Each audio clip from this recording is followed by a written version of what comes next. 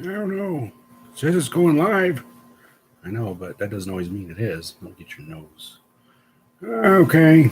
How's your hair? How's your hair? Looks okay. Give it a flip. I got to comb forward. Hi, everyone, and welcome. This is Anthony Gamer, and I am going live. So I hope everybody is healthy and happy, and everybody's doing okay. It's really nice to be here live from home, and I just wanted to stop by and say hi to everyone. And all the puppets are here today. Of course, I'm starting off with this guy. Oh, yeah. Hi, everyone. I'm Mumford.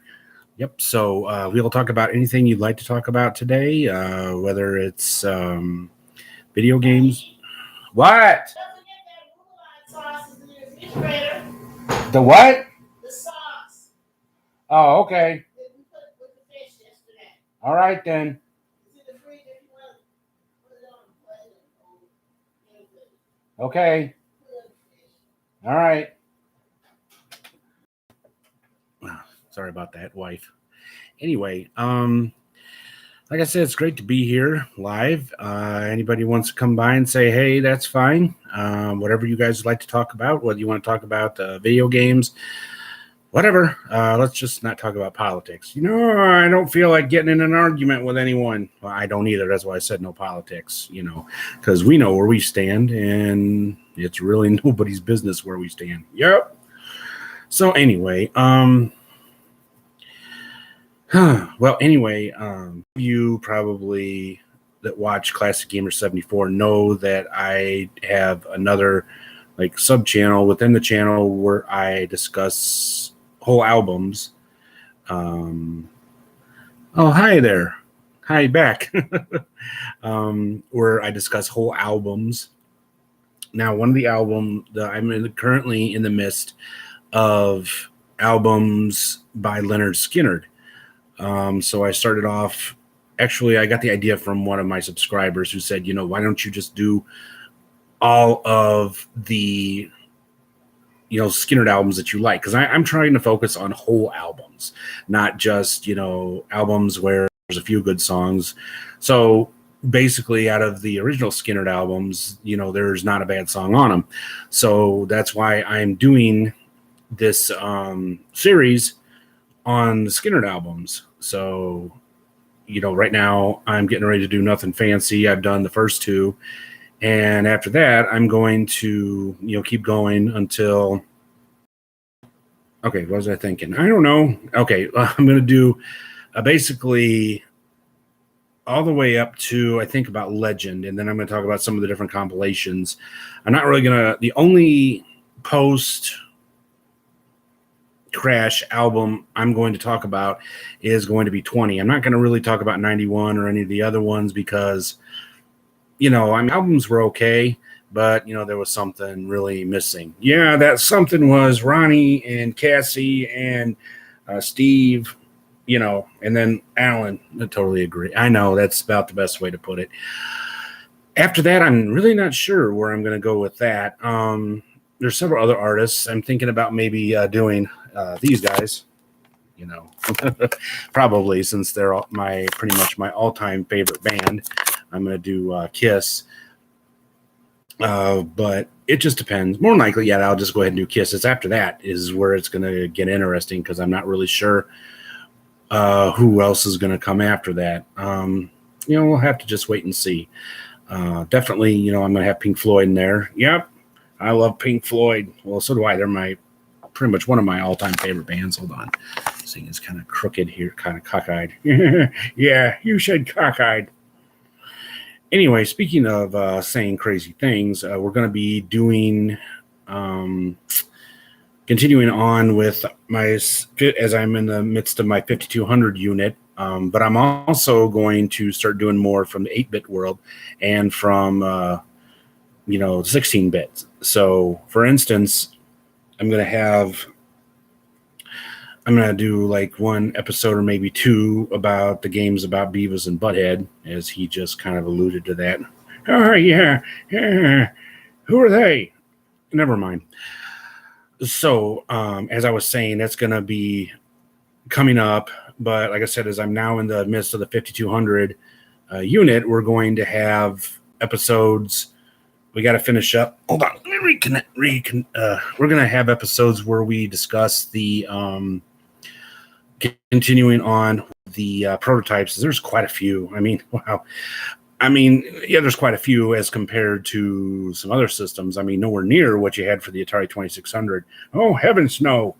And later on, you're going to find out that there are quite a few, and I mean quite a few for the NES. Oh, yeah. Why is that? Well, part of the reason, I don't want to give away too much, but part of the reason is because of the requirements that Nintendo made for third-party games to come out. If you want to know more about that, like I said, we'll get to that when we get to the NES prototypes. Plus, NES prototypes, and I'm going to do an episode or 2 or 3 about unlicensed games. But if you go to the interview I did with Dan Kitchen, he'll explain that a little bit as well about what it was like to be a third-party game creator during the 8-bit time with Nintendo. But again, it was necessary because they didn't really want another game crash, so they did what they thought was best to keep that happening. So anyway, what's the matter? I'm tired.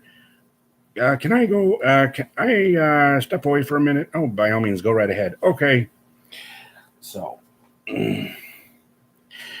But like I said, if you got any questions or anything you'd like to talk about, please feel free. Some of the questions here in the chat. If you got anything any questions or anything, just let me know.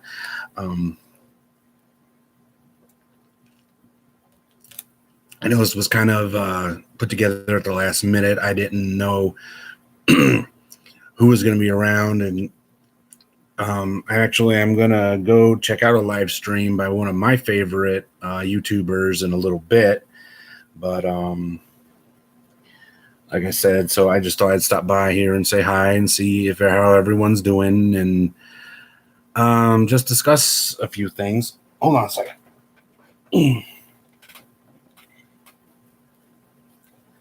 My hand's getting small. Either my hand's getting bigger or you're getting smaller. And look who we got here. Hi, everyone. It's me, Red Dot Fox. So, you going to stick around because we got to look at, after we get done here, we got another live stream we got to watch. Oh, yeah. And let me guess who's doing the live stream. I think you can guess. Oh, yeah. I bet it's Stephanie Harlow, isn't it? It is. Stephanie Harlow. Excuse me. What? Wake up there. Oh, sorry. You got a crutch. No, of course not. Oh, yes, you do. Every time someone says Stephanie Harlow, you get this kind of really far away look in your eyes. I do not. Stephanie Harlow. Told you. Whatever. Anyway, so if anyone's got anything that they'd like to discuss or questions, comments, go ahead and type them down there and we'll have a discussion. Did I just say down there? Yeah, you're kind of sounding a little bit like me. Oh, no. That's all I need is to sound like you. Hey, what's the matter with that? Oh, nothing really, but I'm just saying. So, I'm not sure. Dang it, there's some pop-ups again. I thought you were supposed to get the computer worked on. Well, it's kind of hard to do now, I thought that guy did it remotely. Well, he does, but still. Okay, there it goes. Ugh, I can't stand those pop-ups.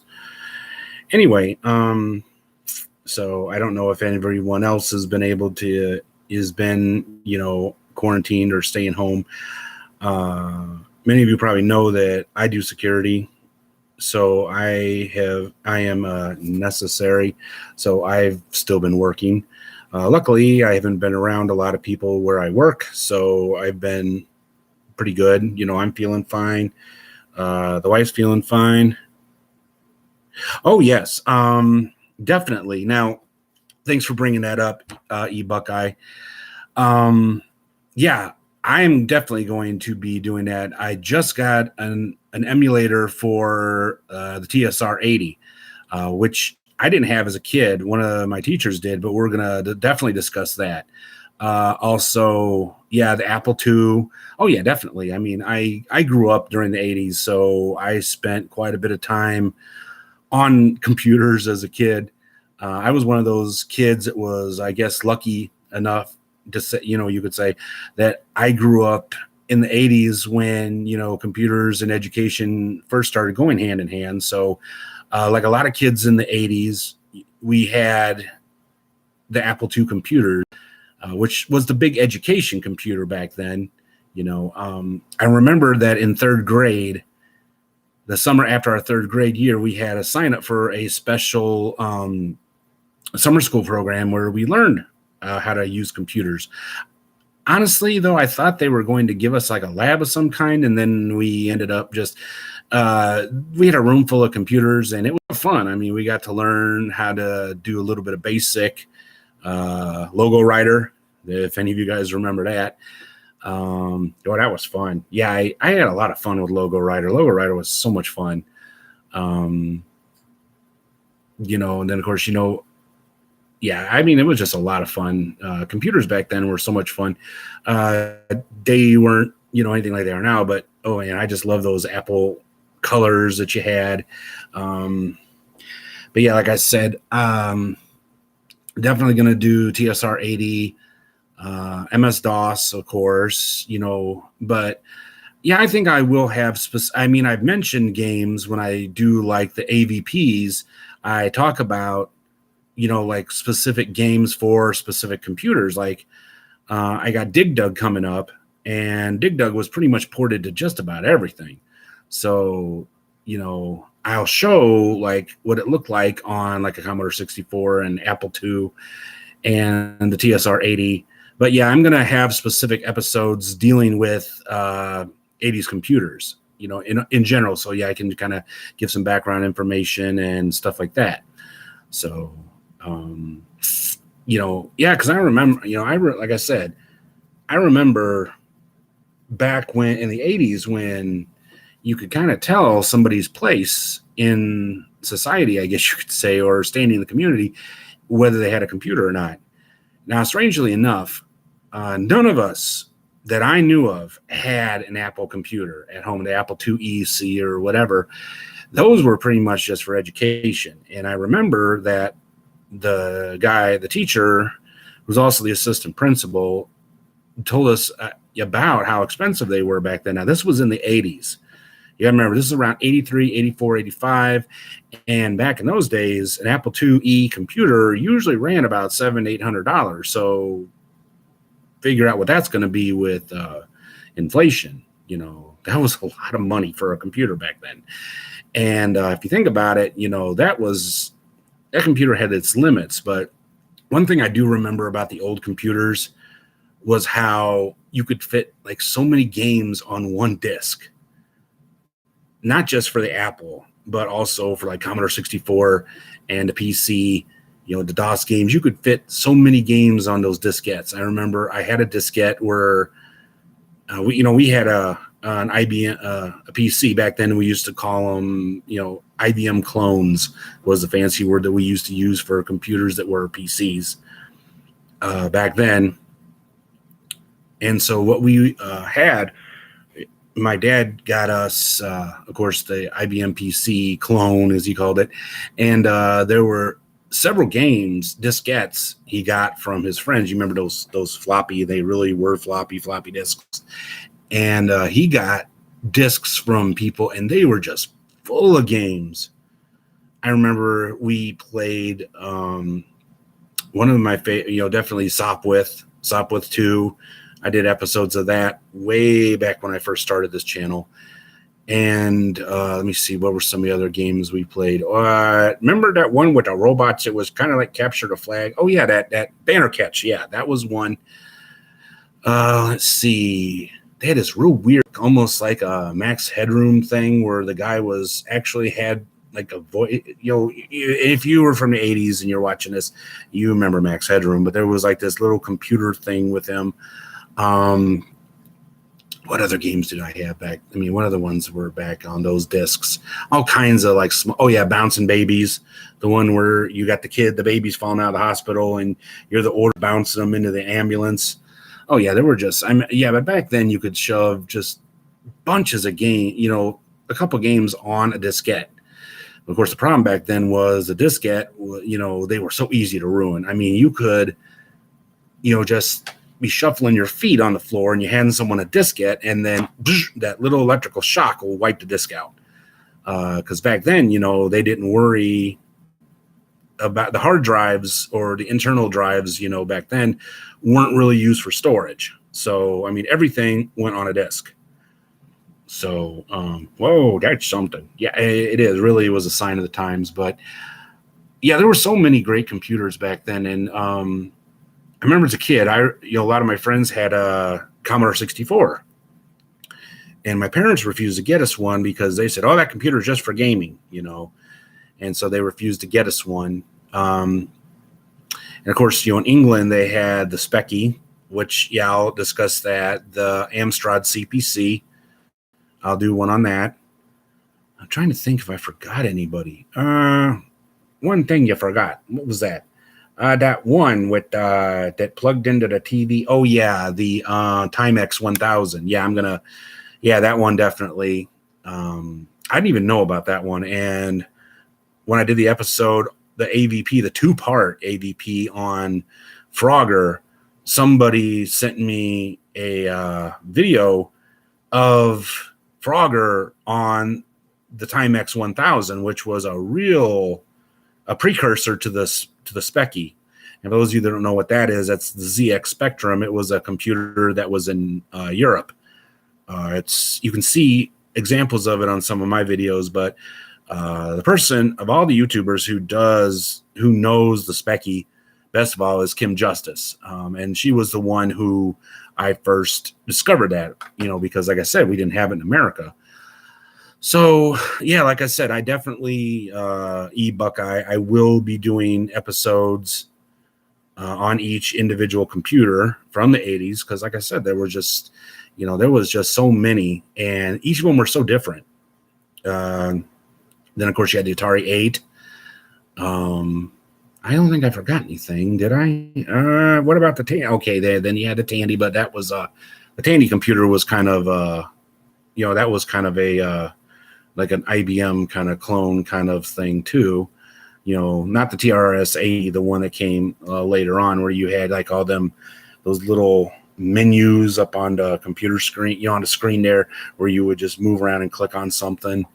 Yeah, I remember those. I actually had a teacher in high school he refused to use the school computers. He hated Apple computers. So he brought his own computer in from home and did his grades and stuff on there and did everything on it because he hated Apple computers. So he did all his stuff on his own computer, and it was a Tandy, I remember, because he had that weird start screen, but he never understood that it was a good idea to use a screensaver. So you would come in there sometimes on like a Saturday, you go in the band room, and you'd see in his office, you could see that screen in there. Like, man, he's going to burn that into the screen. All right. Hi, Mr. DNJ. Nice to see you. Hi there. Yep. I think he was generally saying hi. I don't think he was saying specifically to you. Or I bet he was. Okay. Anyway, can I go to the bathroom? Yeah, I'll just look out for Mumford and don't pee on him again. All right. So anyway,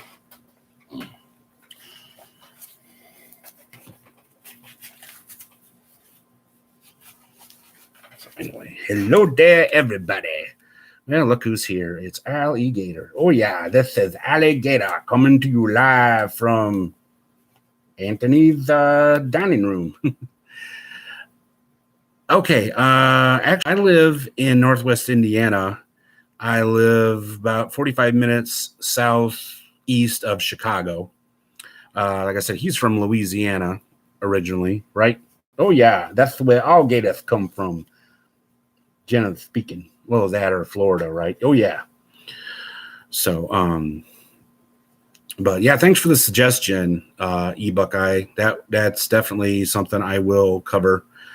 in a later video, because yeah, I mean, like I said, I love computers too. That was definitely a real important part of my childhood and some real happy memories. Yep. Remember that one program? Gee, that narrows it down. No, the one that came with the Apple. Oh, oh yeah, the one where you had the stuff sliding down and you had to press the closed Apple or the open Apple. Oh yeah, that's the one. Oh, I remember that. Yeah.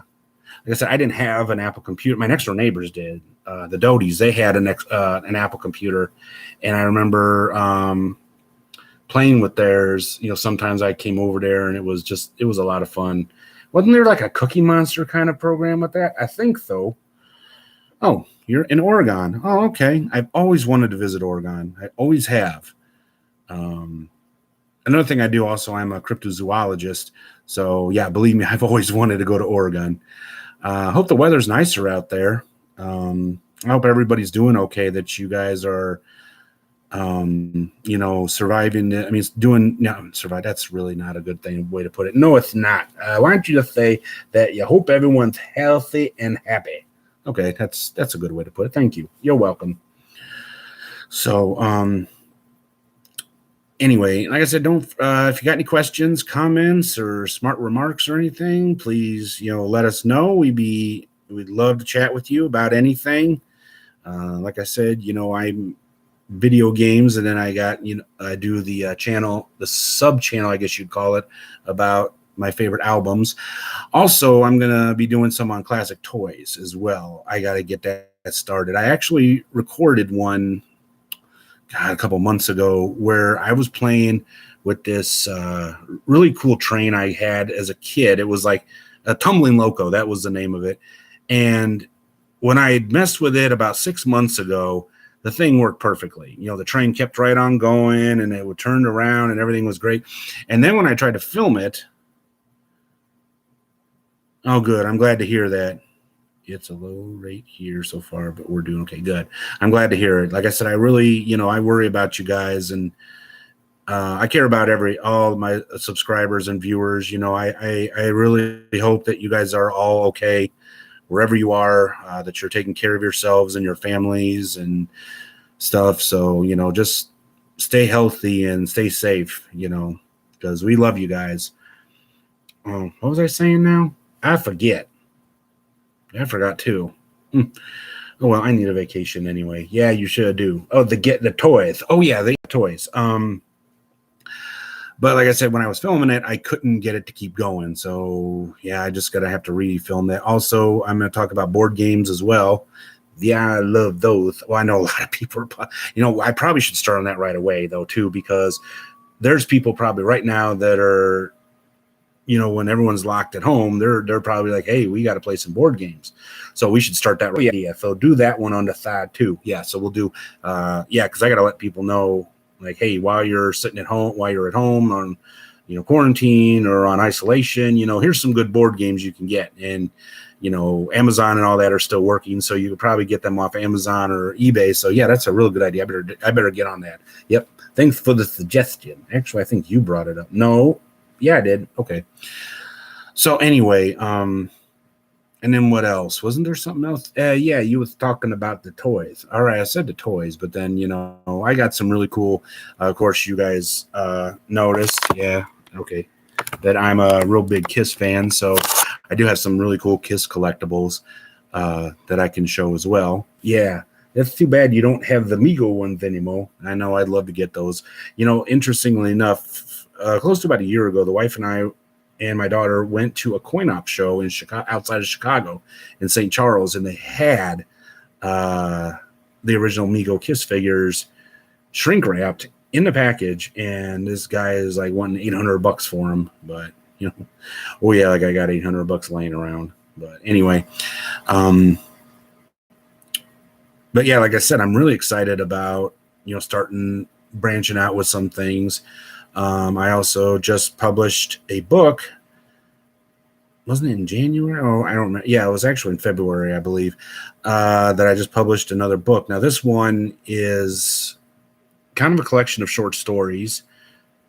You can always follow the link in any of my videos. It says buy my books, and all my books are available in print form and in ebook. So if you're looking for something to read while this is all going on, I highly recommend, especially my last book, if you like a coming of age kind of story about young love that turned out to be the love. The people in here found the love of their lives. Oh, don't you still have the original He-Man? Oh, there's my cousin. Yep, Richard, a heck of a musician, songwriter, and an all-around great guy. No, I don't. A couple years ago, actually several years ago, yeah, unfortunately, about several years ago, I had to sell them. I needed money. Boy, I wish I had $1 for every time I heard that. I would never have to say that. I would never have to sell stuff. But yeah, I sold off all of them. Some of them weren't in the best of shape, though, because like my parents' dog had chewed up some of them. But, you know, I pretty much sold them all as a set. Like back when I sold my WWE figures, at the time, WWF, yeah, I just basically went on a big selling rampage where I sold like, you know, all my WWF figures. Remember the ones that like they were stuck in position, you couldn't bend them.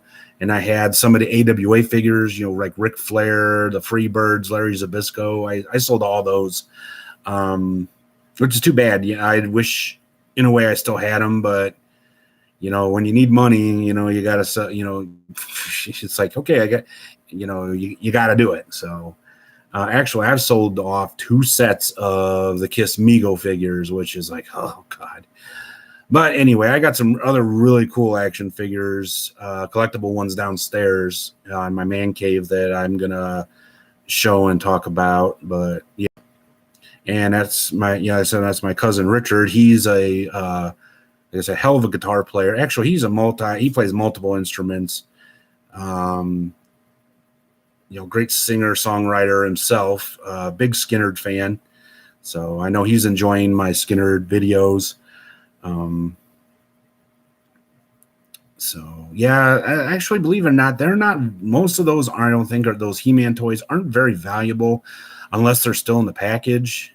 I think they just overly made them. I think they just kind of like mass produced them. So I really don't think they're extremely valuable. I think about the only thing He-Man related that is valuable, I believe, are the there's that dang pop-ups again.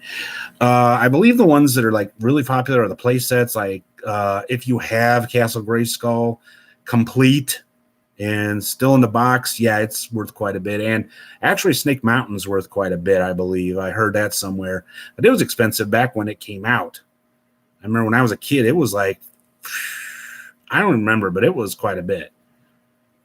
So yeah, that makes sense. But again, same thing. You got to have it complete and not banged up and stuff. The Snake Mountain was great because you had that microphone where you could had that like echo microphone. I remember I did a display one time about Noah and God. And I had a friend of mine use that. And he's like, Noah, and it would echo. It was, yeah. Oh, man. Yeah, that brought back some really cool memories. But as I got older, what I would do is, since I became obsessed with wrestling, still am, I would actually have like wrestling matches between like the He-Man guys and the Thundercats and, the regular wrestlers too. It was, yeah. All kinds of good fun. Back with my WWF Sling'em wrestling ring. Yeah, that was, they actually pulled that from the market. They did. How come? Well, because the way it was made, it didn't collapse. The ring posts, when you put them suckers in there, they were in there. And some kids actually tripped and fell and impaled themselves on it. Oh, my. Yeah, so now, after that, when they make toy wrestling rings, they can collapse. I mean, you're not going to have to worry about your kid playing Vlad the Impaler with them. So, but yeah, like I said, we're going to definitely go into that. But yeah, I kind of got to start prioritizing a little bit because like I said, I want to help people. Like I said, there's, you can only play the video game so much and you can only play video games with so many people. So, I mean, this is a good time to break out the old board games. And the card games, and I'm not just talking about Magic the Gathering or Pokemon. I mean, learn how to play Crazy Eights or Old Maid or something like that. Have some fun. You're all stuck together. You might as well make the best of it. I mean, other than just sitting out and vegging out in front of the TV. You know what I'm saying? I mean, yeah, there's all, plenty of board games. I mean, they're probably sitting up in the attic right now like, hey, come get us down. Y'all ain't doing nothing. Yeah, that's true.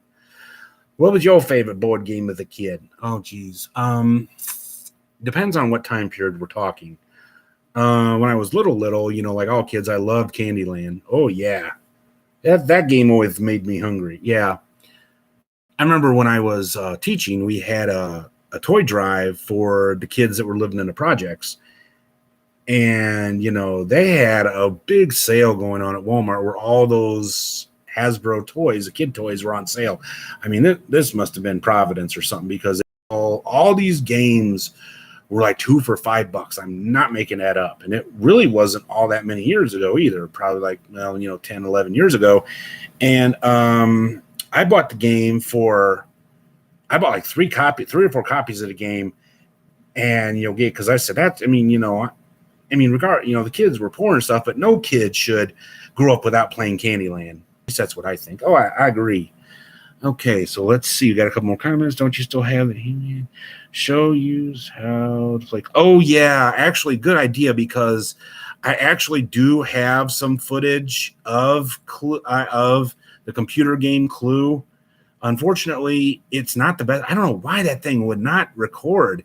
It's kind of but I'm going to put it on anyway. But yeah, God, I love Clue. That was a fun game. Believe it or not, I didn't play that until I got to be an older kid. I mean, yeah, that's not really a little kid game, because you're talking about somebody getting killed, Mr. Body, killed by Colonel Mustard in the hallway with the candlestick, right? Or someone else. I just found a copy of Risk. Never had it as a kid, though. I've never played that. I have never played Risk. Now, I had a couple friends of mine that just were obsessed with it. I mean, they just lost their minds over that game. I've never played it. I've always wanted. I heard it's a lot of fun, but like you said, it seems like it's one of those games that takes hours to play. I've always wanted to play it, but like I said, I never did. But yeah, it looks like it's a lot of fun. But I think it's one of them games you kind of have to settle in for a while before you play it. And like I said, yeah, some of us, we have nothing but time on our hands. So I mean, there you go. Let's see. What are some other really good ones? Oh, I have some other collectible games I'll show you guys. Like I got one. Of course, I have the Kiss Monopoly game. Gee, that's a shock. And I have a couple other ones that are kind of collectible. I also got some. Remember the VCR games? I got those. I actually just got one of the Honeymooners VCR games. I got a copy of the Honeymooners VCR game still in the box. Of course, I'm going to open it. I mean, we got to play it because, I'm just glad I got it, because years ago I bought a copy of it and it actually had writing in the books. If you ever played it, if you haven't played it, or you watch a clip, like about a few, like 2-minute clip or something from the Honeymooners, and then you open a book and it's a quiz. It gives you like questions over what you saw. And you got to really pay attention, because they'll ask you like stuff like which drawer was open on the bureau, and you're like, so it's a fun game. It really is. But I was able to get it for my wife and me, and it was still in the package. What I'm going to do is I'm going to actually take the books to work, and I'm going to make copies of them so we, don't have to write in the original books. And they use episodes from they use scenes from the Lost episode. So it's like, oh yeah, I can't. That was the one that was from the episode where Ralph dressed up like the robot. No, these are the Lost episodes. So unless you have them, I do, but I don't memorize them, but I have actually all the Lost episodes.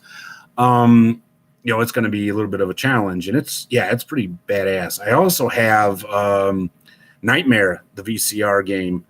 Oh man, I tried sharing it with my daughter. I should have waited until she was a little bit older to play that game with her, and it scared the bejesus out of her. And every time he's like, stop, and the guy, when you're playing the game along with the video, and the guy's like, appears, answer me. I am the gatekeeper. And then you're like, holy shit. And then, you know, she kept jumping under bed. Okay. All right. You know, this, we're going to have to wait till you're a little bit older. Now, of course, she's not scared of anything because she's played Five Nights at Freddy's like 100 times. So, you know, it's funny how that game desensitizes kids against being scared. Ray's fairly involved. We had Clue and actually bunch you don't see anymore. There was something called Witch, King Oil, an obscure 3M book game called Bizarre. Wow, I've never heard of any of those. Huh.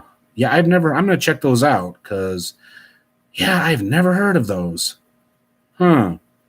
I'll tell you a really obscure game that I got for my daughter years ago, and it was actually complete, was that 1313 Dead End Drive. I believe that's it. It's downstairs. I don't want to.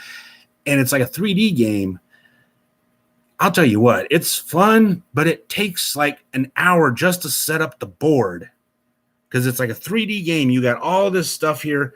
I mean, it's a fun game and all, but like I said, it takes at least an hour to set the game up. I couldn't figure out. We got it from a library sale, and it said, you know, game is complete. And I'm like, man, this game looks cool. Why are they selling it? Then I found out why when we got it home, and it took like an hour to put the game together, and we're just kind of like, I actually recorded it too. I took a picture of it and put it on Facebook. I'm like, see, this is the new game I got for my daughter. The Witch game had a complicated setup with a marble that moved around the board with all kinds of. Yeah, that's kind of like the. Yeah, it reminds me of that Ghostbusters game. It was kind of the same way, the 3D Ghostbusters, where you would drop the skull. Well, 1313 Dead End Drive is kind of the same thing. It's one of those, 3D. Okay, Richard, it was nice to see you. Have a good night and take care of. Give my love to Karen and the boys and everyone. So. It sounds cool. I'm definitely gonna have to check that out. But like I said, it really sounds like that Ghostbusters game. My brother had that Ghostbusters game, and I think it got broke somehow. But I wanted to get it again. You know, I thought, oh man, I'd like to get this, and I could play it with my daughter, you know, JoJo. And I saw what it was going for on eBay, and I'm like, oh no. So yeah, I'm definitely gonna check that out. The thing is, they also had a lot of tie-in games. Like, as a kid, I was a big fan of that cartoon, Fang Face. It was on with Plastic Man and all them. I don't know if you guys remember that, but I actually got the board game of that. And I got a really cool Deputy Dog because I'm a big Deputy Dog fanatic. And I got, you know, a Deputy Dog board game. And believe it or not, I actually got this Gomer Pyle board game as I'm a big Gomer Pyle fan. I've never seen it anywhere else, but I've never looked on eBay. Oh, okay. Yeah, I'll keep an eye out. Check with some of the people I buy stuff from, and maybe one of them have it. Like I said, definitely that sounds interesting. But yeah, sometimes the best games are the ones that take a while to set up. Trying to think, was that one game I had as a boy that took forever to set up? I don't remember what it was. I know that Spider Fighters game took a while. My uncle, and incidentally, my cousin Richard's dad. Okay, is that? I think I have a Reality Danger. I think that must be. Is that one of those VCR games? Because I just mentioned the Honeymooners and the Nightmare. They also made a Clue. I know they made a Clue VR game. One of my mom's friends had this Rich Little like charades game. I'd really like to get all those. There's a guy on eBay that actually puts the video cassettes on a DVD because I got to get the. I think our DVD player pretty much took a dump. Our VCR pretty much took a dump. I got to get. There's a guy on eBay. I got my mix all talked up. That's nothing new. And he sells. You know, he converts the video cassettes onto DVD for the VCR games. Boy, I need a vacation. You said it. Speaking of which, I need to go to the bathroom. Well, be careful. I think there's two people ahead of you on there. Okay. I bet no. I don't think bet respect is probably in the title. Okay. I think I remember seeing commercials for that. I do remember the commercials because that came out around the time when I think that came out when that movie Back to School came out, if I'm not mistaken. Um, I remember that a little bit. I really didn't know anyone that had it though. But yeah, like I said, there's all kinds of stuff, and I'll be glad to show what I got so that some folks can actually say, "Oh man, I got to go get that," because it looks like Amazon's still up and going. There's a lot of people on eBay and other stuff. So, and don't forget, you got other places too. You can get stuff. To check the storage unit. Okay, yeah. I got all my games and stuff downstairs. I remember when one of the games my daughter loved, and I mean absolutely loved when she was little, was Cootie. Oh man, she like lost her mind over that game. And sometimes she would actually have me take pictures of some of the bugs, the Cootie bugs. Now, if any of you have never played Cootie, I don't know how you couldn't have, but anyway, there's again like people in the world that have never played Candyland. What you would do is you would have these little bugs with different appendages, legs and arms and stuff, and you would try to build a Cootie. I think you roll the dice, and then you would put like parts on the. It was kind of cool, but my daughter would get real creative and stuff, and so yeah, she just loved that game. We also played, and we tried playing Ants in the Pants. The problem is when she would, take the ants and try to flip them, hers never went in the pants. It's like she would flip them and then they never went in. So, I mean, we just like, oh, we can't play this. It's not going to work. Cause I mean, I don't know what it was. She just couldn't get it. And then plus it kind of hurt her finger too, when she would push down on them things and they would flip over. So, and Don't Spill the Beans. We played that quite a bit too when she was little. That was a fun game too. Although, to be honest with you, that thing really didn't hold a lot of beans. I mean, you would put like about 3 or 4 and it would dump right over. And you're like, oh, that was a short game. Don't Break the Ice. That was another fun one we played. I got to see which of those are downstairs. Because I think a lot of those are with her. As her mother and I split years ago. I think if she still has them, I don't know if she still has them or not. I'll find out. But, let's see what else. Yeah, Don't Break the Ice. That was fun. And then you had that one with the hammer and like them ice. I don't know if that's the same game. I think that is Don't Break. I don't remember. And then what were some of the other ones we played as kid? I played with her. We did a lot of board games when she was little. It was great. I really miss her being little like that because we just had so much fun playing those playing board games and stuff. I mean, we just had so much fun when she was a real great little kid. She still was a good kid, but I just missed that when she was so little. Let me see. I'm trying to think of anything else. Of course, we played Candyland, of course. Chutes and Ladders, she played that. Okay, remember Trouble? Oh yeah, of course. Trouble was so much fun. Yeah. Sorry. Oh yeah, she and I played that too with the cards.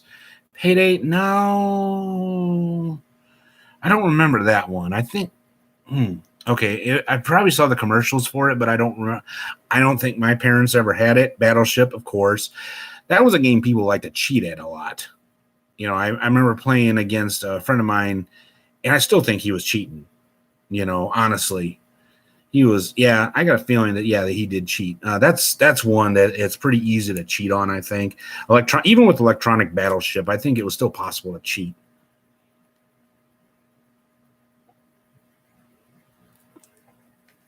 Now, Game of Life, that was fun. If you watch some of the old, I did an episode on board games, and I played Game of Life that came for PC years ago. Now you can actually get it so it will work on modern computers, and it's really worth it because those big heads they had and everything.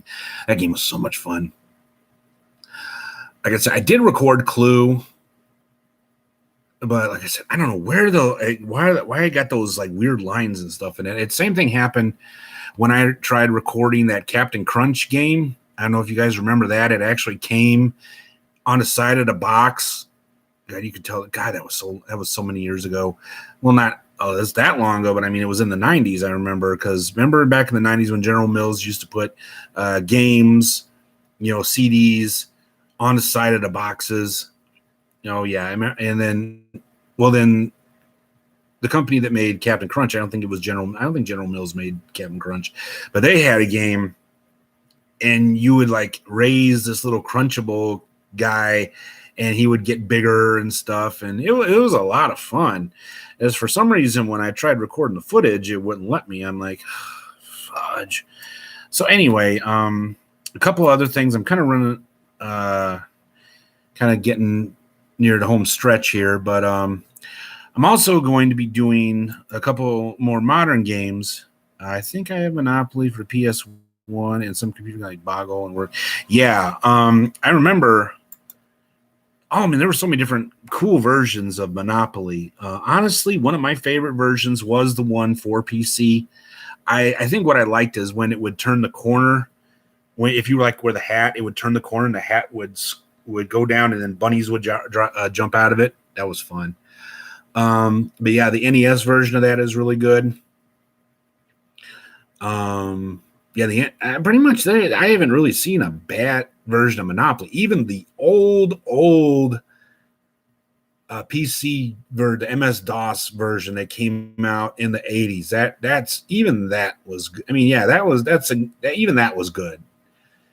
It was with CGA graphics, and it was still good. Now, Boggle, of course, if you watched my episode on the board games, they actually did have a prototype that they made for the Atari 2600 of Boggle. Believe it or not, it was made by David Crane. And the bad thing was, of course, is you had limited amount of space to work with. You could use made up words and use the same word multiple times because there was no word bank. There wasn't room in the cartridge to make a word bank.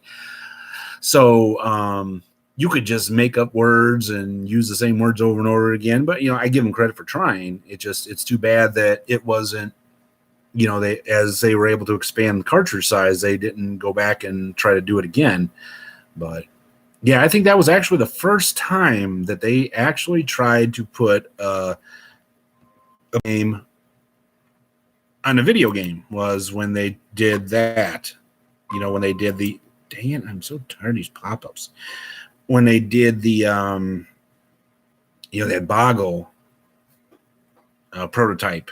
If you haven't seen it or seen the episode, I did one on it, and then you can also, of course, you can download the prototype at Atari Age or Atari Mania and get that big collection that Rom Hunter made. If you haven't got that yet, he's got that big collection on Atari Mania of like all the ROMs for everything that's available, now to the general public. So, but anyway, so yeah, like I said, I'm excited to get into doing the board games. Yeah, I'm excited. That'll be, so I'll be doing, the video games, the board games, and, the classic rocks and, and the music. I'm not going to, it's not going to be classic rock forever because I like other genres. I like heavy metal. I like, 90s and before country.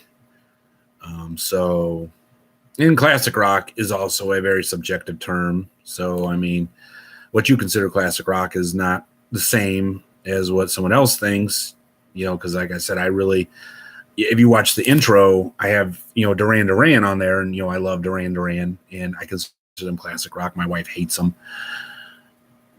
Check. Oh yeah, I did an episode on Othello. Oh God, that game is so much fun and addictive. Oh man.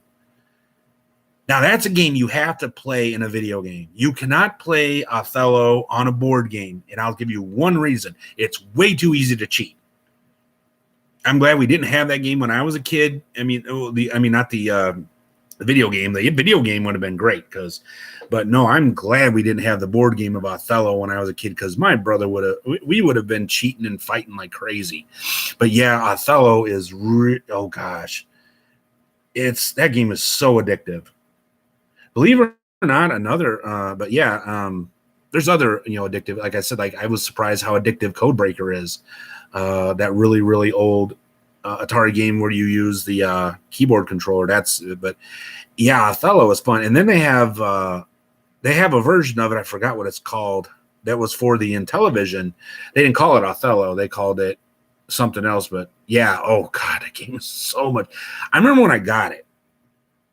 I had purchased another 2600 from some gentleman I met on Atari Age, and he made me a real good deal. And then he threw like a bunch of cartridges. He threw a bunch of controllers and some games in there. One of the games was Othello. So I'm like, all right, let's see what it's like. And then I just like, oh man, I played the game like all day. Oh yeah, that's so much fun. And it's hard to believe that such a game that's that kind of simplistic is so addictive. Man, that game, Othello was just so much fun.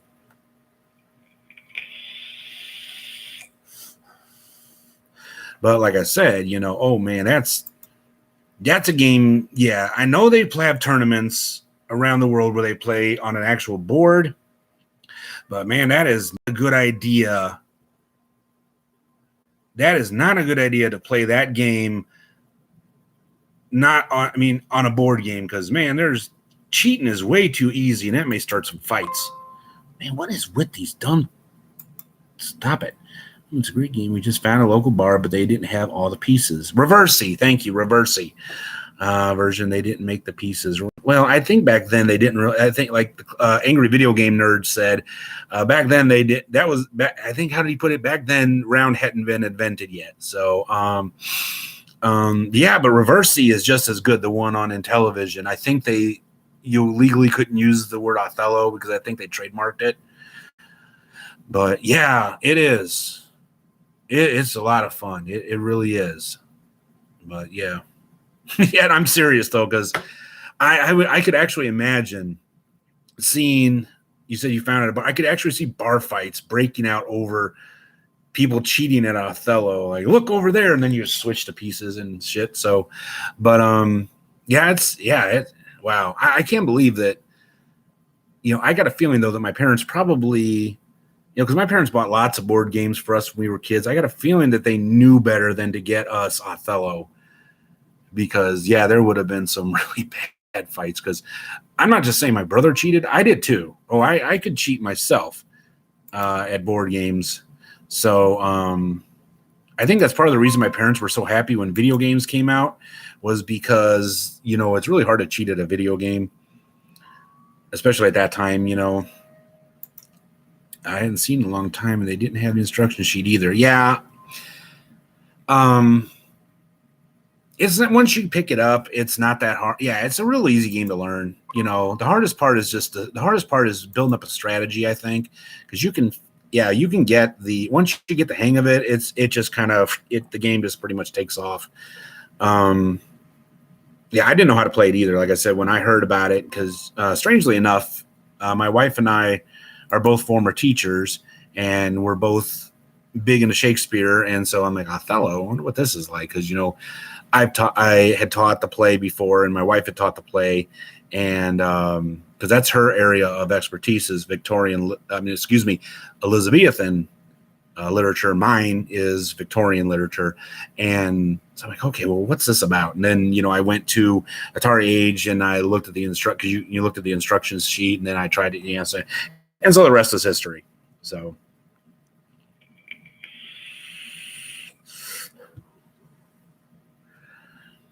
But so, yeah, a lot coming up. But anyway, well, guys, I'm going to call it a night. It was great to talk to you guys. Like I said, I'm going to try to do this once a week. Maybe the same night, same time, same night. I'm going to try, or maybe a little bit later, or at least, once a week, I'm going to try to do one of these, because it's great to be able to interact with you guys and meet some of you guys. It was really good to be able to talk to Mr. JDNJ. It was, great talking to you as always, and everyone else. So like I said, I'm going to try to do this about once a week so we can chat and have fun and everything. So until next time, like I said, be healthy, be safe, take care of yourself, take care of your family. And you too, thank you. And all of you have a great weekend. And don't forget, this weekend I will have the new episode where I discuss the emulators, and I will have the next musical memories where I discuss Nothing Fancy by Leonard Skinner. So have a great weekend, everyone. Stay safe, and I will talk to you soon.